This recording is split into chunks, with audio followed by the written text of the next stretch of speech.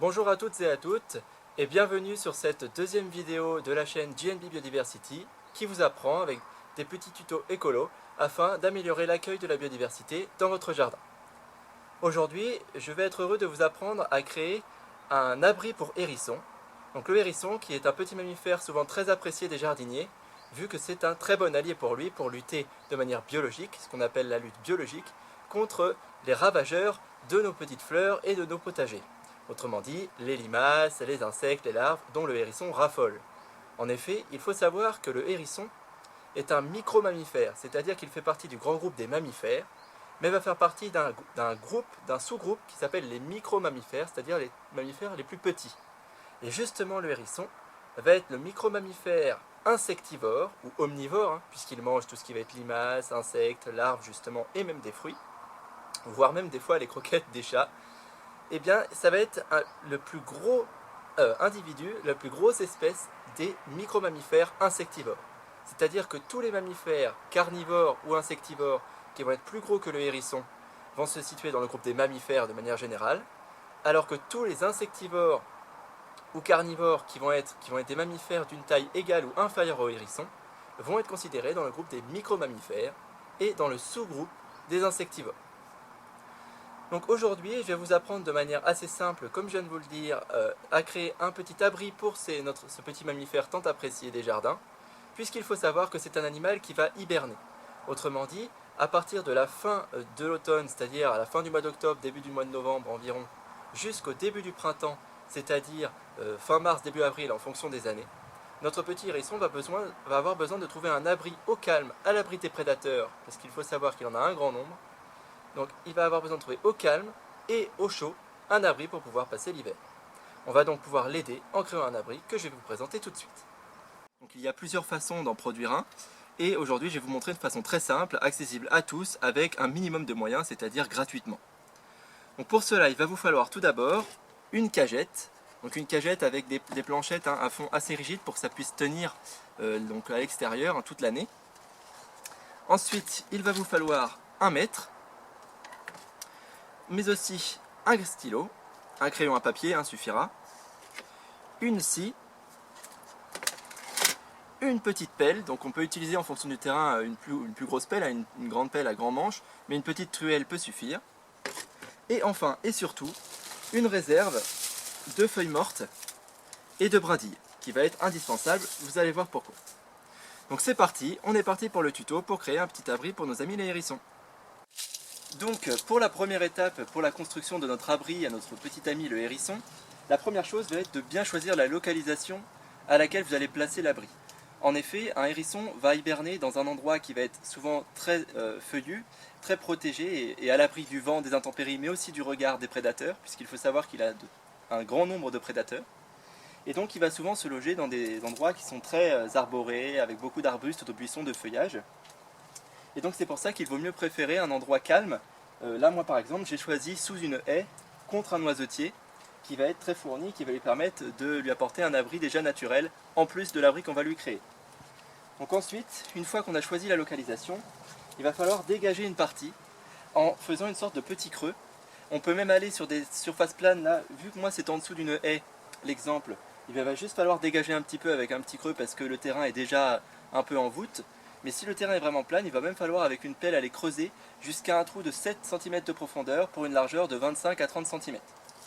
Donc c'est parti pour la première phase, je vais venir dégager ma partie sur laquelle je vais poser l'abri.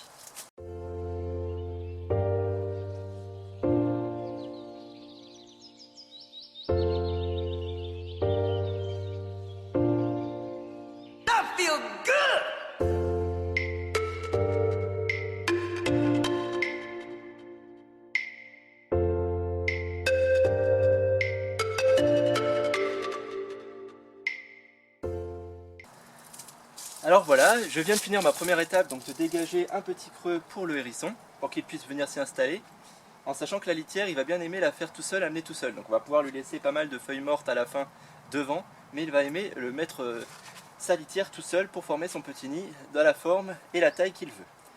Donc une fois qu'on a creusé ce petit emplacement, deuxième étape, on va venir prendre la cagette et on va venir, en sachant qu'elle va être placée en retourné, c'est-à-dire comme ceci. On va venir sur la languette en bois du bas, venir découper une ouverture entre 20 et 30 cm. Et moi aujourd'hui je vais donc prendre la moyenne des deux, c'est-à-dire, enfin entre les deux, c'est-à-dire 25 cm de largeur. C'est parti!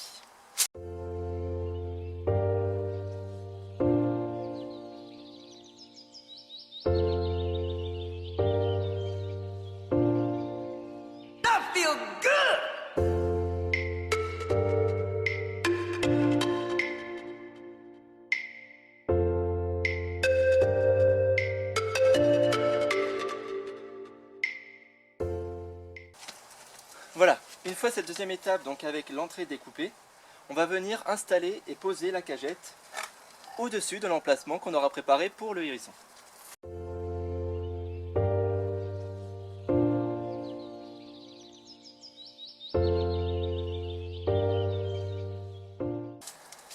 Voilà, donc voici la deuxième étape, la troisième étape terminée. Je viens d'installer ma cagette.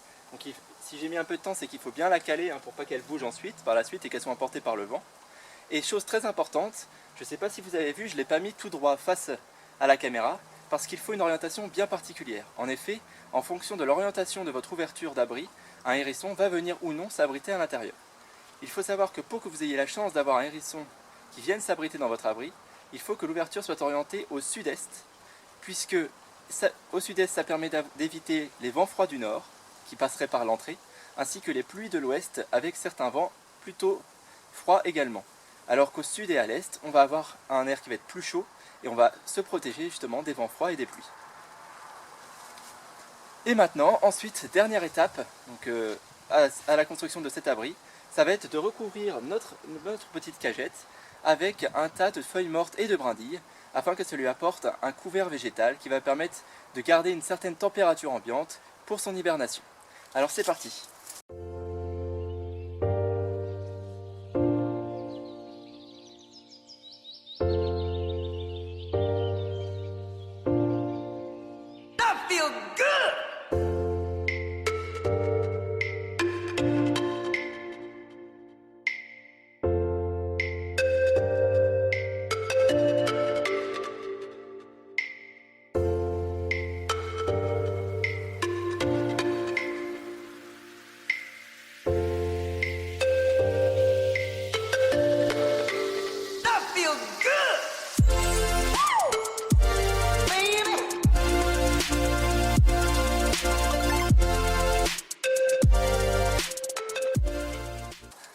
Donc voilà, la dernière étape est terminée.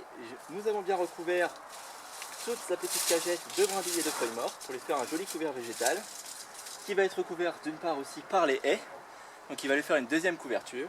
Et l'essentiel pour terminer, c'est de bien venir lui dégager l'entrée, même s'il va réussir à la trouver tout seul, en lui laissant quelques matières, quelques feuilles mortes et quelques brindilles à l'entrée, pour que s'il veuille, il puisse se faire un petit nidouillet à l'intérieur.